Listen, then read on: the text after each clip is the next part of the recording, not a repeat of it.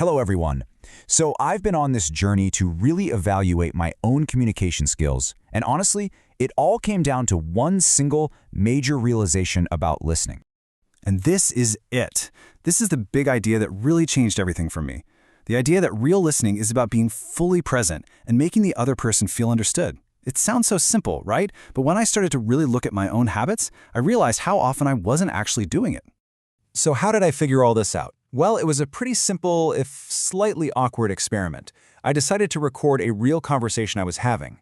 And listening to that playback, wow. What I discovered was, let's just say, very revealing. All right, so let's start with the positives. After reviewing the conversation, I was actually pretty happy to see a couple of things that I was doing right. These were my strengths as a listener. The first thing that jumped out at me was that I'm pretty good at showing I'm paying attention. You know, I was maintaining eye contact, nodding, and using those little verbal cues like, I see and yeah, that makes sense. And the cool part was hearing the impact of that on the recording. The other person became more open, they shared more. It was a great reminder that our nonverbal signals really do help create a safe environment for people. Now, my second strength was something I think is even more important.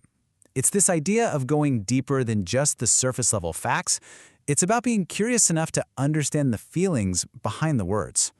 I found one moment where this really came through. Here's a perfect example of what I mean. My friend Pedro was talking about a problem, and instead of just nodding, I asked him, what was the hardest part about that for you?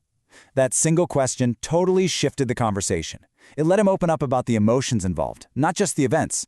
It really drove home the point that good listening is an active, not a passive thing.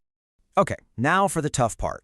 You know, it's easy to focus on what we do well, but the real growth comes from looking at the hard stuff. So let's shift to the areas where my listening skills, well, they clearly fell short. This slide just captures the heart of the problem perfectly. Listening back, I could feel this internal battle going on. There's the listening mind, which is focused on pure understanding, and then there's the responding mind, which is already getting a reply ready. And I realized I was spending way too much time in that responding mind instead of just listening. And that responding mind led straight to my biggest weakness, interrupting. Oh man, there was a moment in the recording that actually made me cringe. My friend was mid-sentence, and I just jumped right in with my opinion. The takeaway for me was that even if my intentions are good, interrupting sends a really clear message. What I have to say is more important than what you're saying right now. This brings me to my second weakness, which felt like a real missed opportunity. It wasn't about something I did wrong, but about what I didn't do. I kept asking myself, what could I have said to prove I was really listening? The answer was so simple. Paraphrasing. I just completely missed the chance. A simple phrase like, so what you're saying is, or it sounds like you felt, would have made a huge difference. It's not just about confirming I understood, it proves I was actually processing their words, not just waiting for my turn to jump in. So after all that reflection, what's the plan? It's one thing to identify the problems, but it's another thing to actually fix them. Here's the simple, actionable path forward I laid out for myself. I decided to keep it simple with a 3-step plan. Step 1, pause. Just take a beat before I speak to make absolutely sure the other person is finished. Step 2, ask. Double down on my strength and use even more of those thoughtful, open-ended questions. And finally, step 3, paraphrase. This one directly targets my weakness. I need to consciously check my understanding before I offer my own thoughts. Simple, right?